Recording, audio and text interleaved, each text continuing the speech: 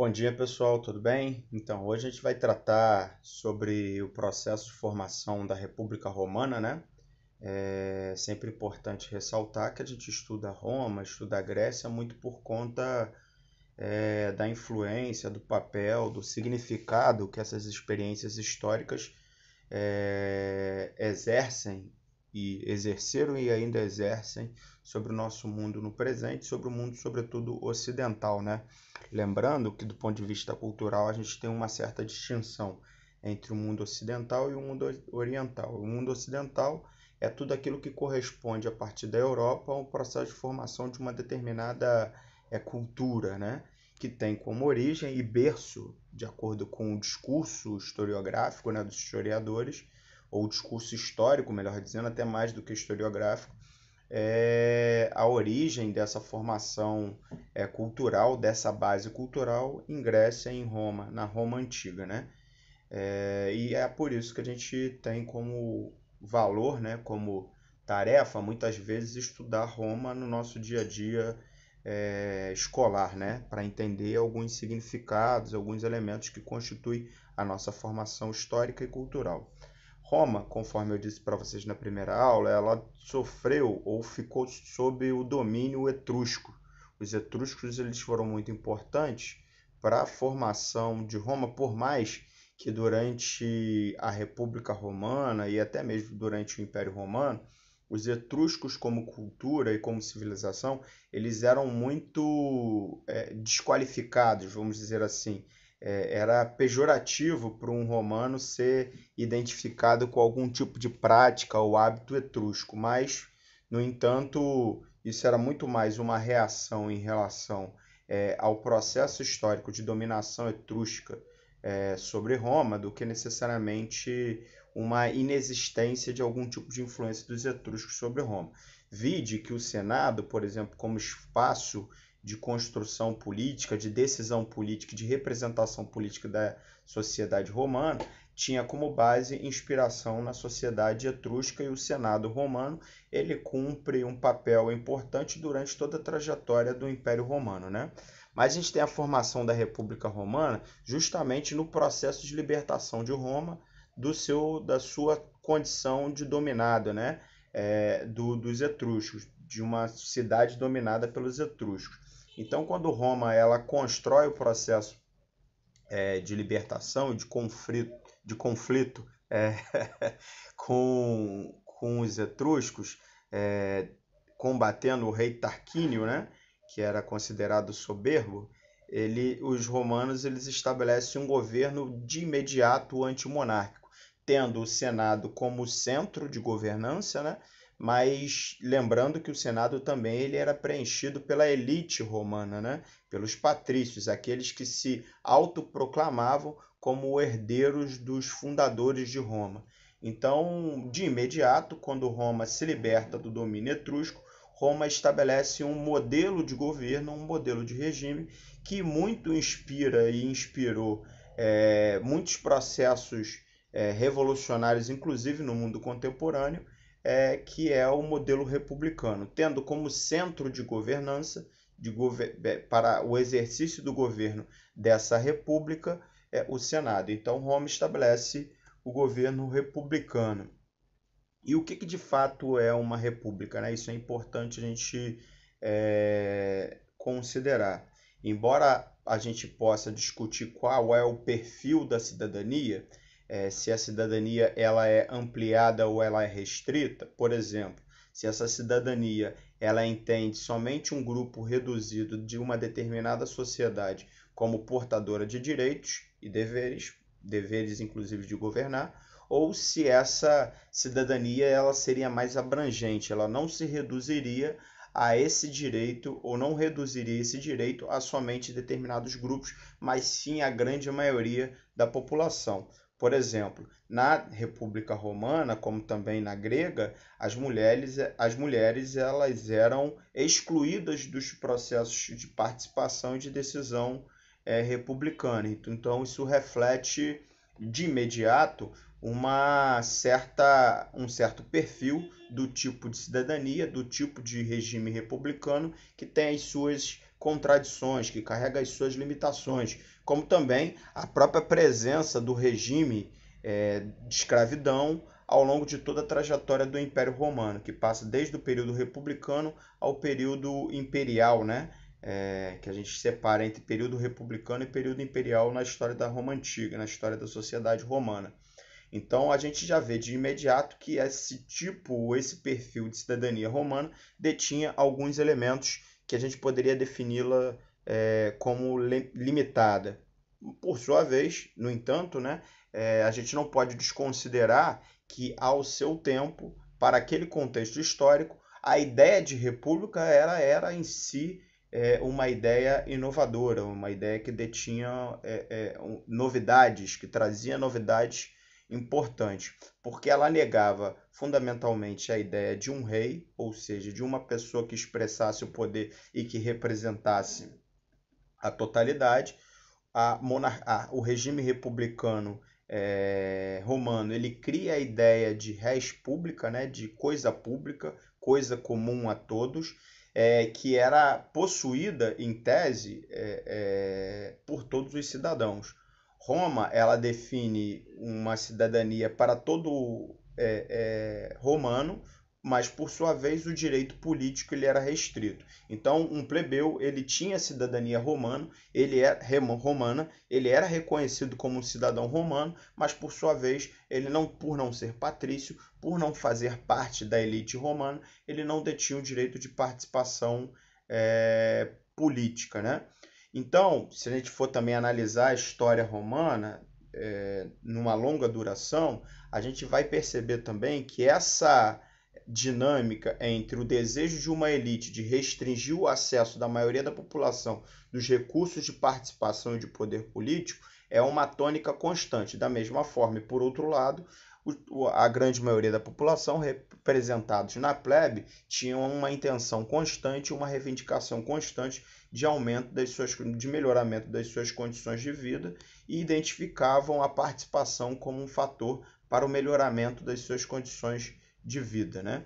Então, um dos fatores que vai possibilitando, vamos dizer assim, o fortalecimento da plebe romana ou garantindo com que essa plebe viesse a adquirir mais direitos políticos ou maiores possibilidades de participação, foi o fato de que a partir do momento que Roma ela se liberta do domínio etrusco, os etruscos tinham uma responsabilidade na proteção de Roma, Roma começou a ter que se defender por si só.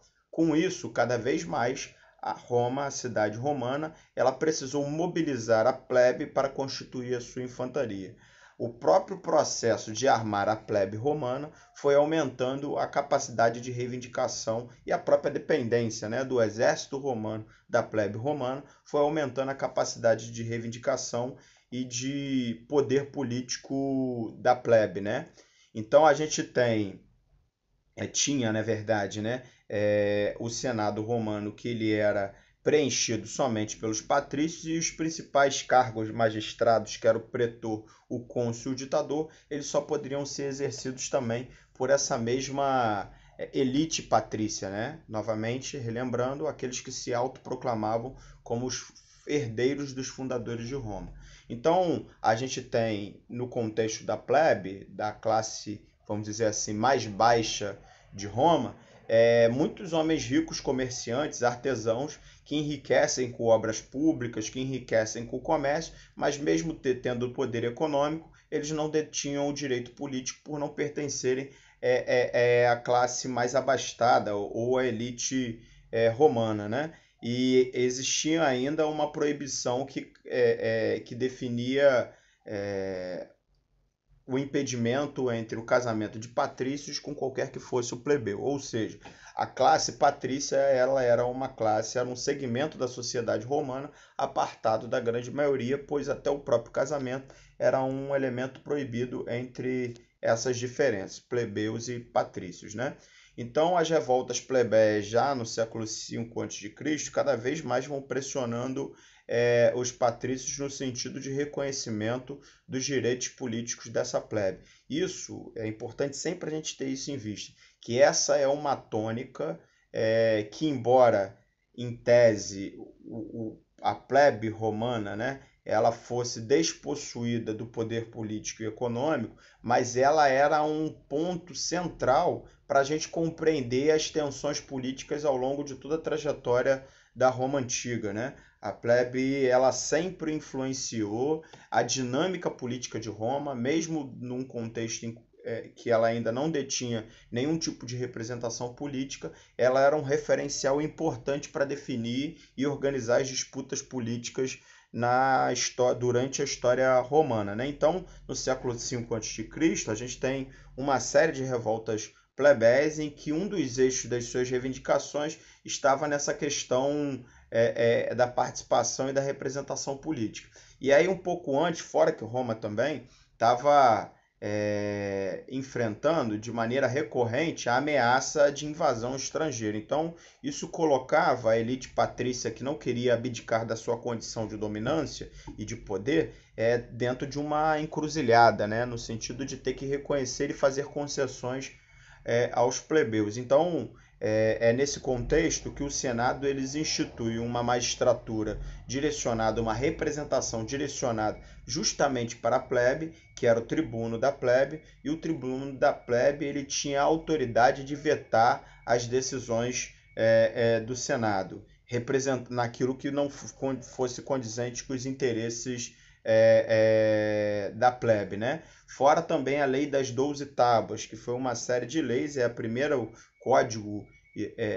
jurídico escrito romano, formalmente escrito pelos romanos. Isso cria toda uma base do direito até os dias atuais, quando o direito, só para dar um exemplo, ele se reconstitui como eu posso dizer, como elemento de normatização da sociedade, das relações sociais, tanto na Idade Média, mas sobretudo na Idade Moderna, na formação dos Estados Nacionais, os juristas, os pensadores buscam no direito romano a inspiração, o parâmetro, o referencial para organizar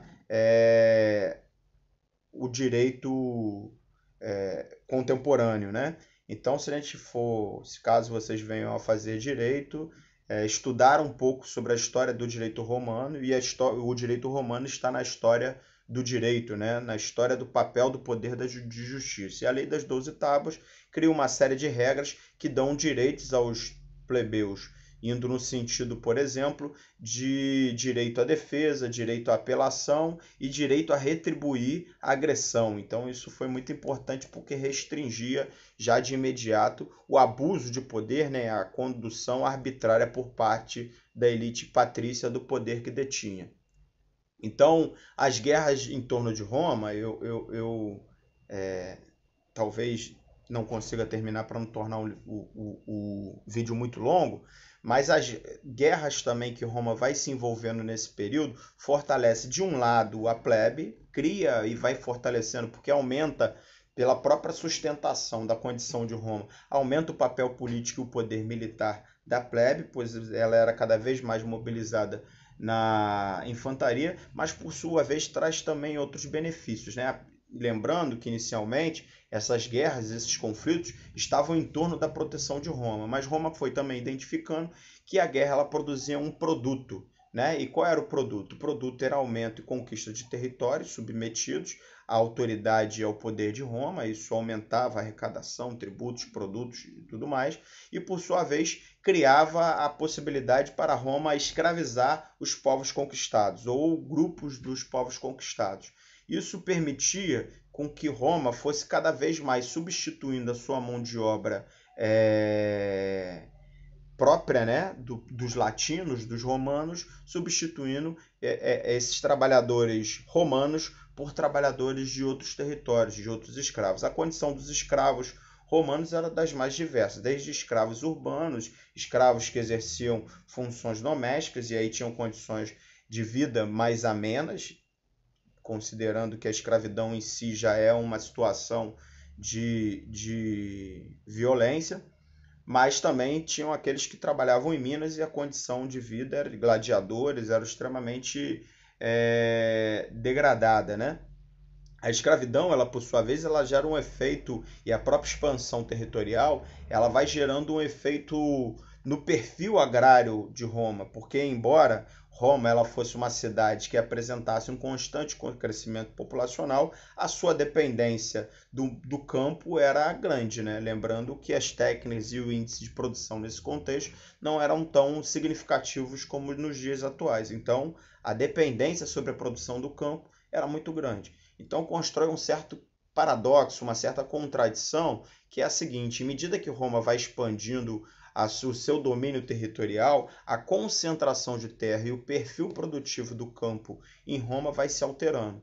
Os patrícios cada vez mais vão se apropriando das terras, o camponês pobre, por conta do seu próprio crescimento familiar, vai gerando um processo de divisão das suas terras para os seus herdeiros, isso vai gerando redução dos índices de produção, empobrecimento e, por fim, a fuga desses camponeses ou o deslocamento desses camponeses para as cidades, virando e conformando uma população ou sobrevivendo do comércio, ou artesãos, ou puramente desocupados, conhecidos como proletários, aqueles que eram donos dos seus próprios filhos. Então, esse processo, de um lado, que vai mudando, dividindo as terras dos camponeses pobres e, por sua vez, aumentando a terra dos patrícios através das conquistas e da apropriação das terras públicas, da apropriação ilegal das terras públicas, vai mudando o perfil também da produção, que cada vez mais a produção romana vai se ancorando na monocultura e diminuindo a diversificação daquilo que era produzido pelo campo ou pela estrutura agrária romana, né? Com isso também aumenta cada vez mais a dependência por parte de Roma do comércio externo, do comércio com outras religiões. Lembrando, para não perder o fio da meada, que simultaneamente a isso a gente tem uma constante substituição da mão de obra romana por uma mão de obra escrava, né? Então essa mão de obra escrava, ela vai sendo submetida ao trabalho, conforme eu disse, as condições eram das mais diversas, mas em si era uma condição de violência, e a gente teve diversas revoltas escravas na história romana. A mais famosa é a revolta escrava liderada por Espartacus, né? Que era um gladiador junto com outros gladiadores e revoltam e atemorizam Roma em relação à sua revolta, né? Então, eu dei esse perfil. Na próxima aula eu vou falar sobre os irmãos Graco e a gente trata também sobre, porque eu acho que se eu pegar eu vou me alongar, então eu vou tratar sobre os irmãos Gracos, as tentativas de reforma da República Romana, a impossibilidade de reforma da República Romana, o que leva à crise da República Romana e à instauração do regime imperial. Tá? Mas a gente trata isso na próxima aula. Eu vou passar uma pequena atividade. Agradeço vocês mais uma vez a atenção. Espero que todos estejam bem. Um grande abraço.